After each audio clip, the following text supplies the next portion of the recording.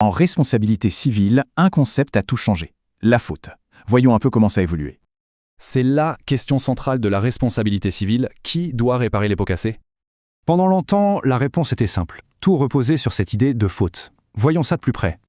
Alors, c'est quoi la faute? Le droit sénégalais, lui, est très direct. C'est juste manquer à une obligation. C'est d'ailleurs différent du droit français. Au Sénégal, une faute, c'est une faute. Point. Pas de distinction. Le principe est simple, si on commet une faute qui cause un dommage, eh bien, on est responsable. Oui, mais et si la personne ne comprenait pas ce qu'elle faisait? Là, ça se complique. À l'origine, il fallait être conscient de ses actes pour être en faute.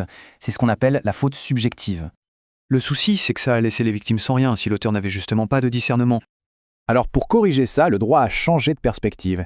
On regarde l'acte plus l'intention. Des réformes importantes, notamment en France, ont fait sauter ce critère. La priorité, c'est la victime.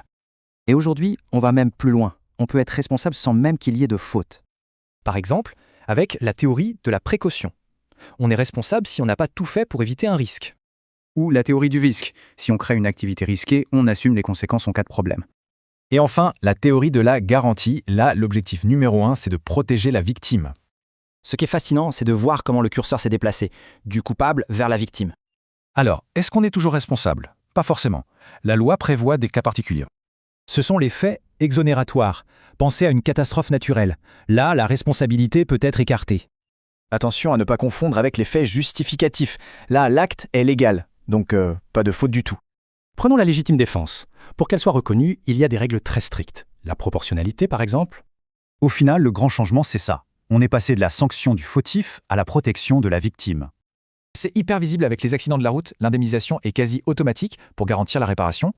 Mais ça soulève une question pour la fin. Cette responsabilité sans faute, est-ce que c'est toujours équitable?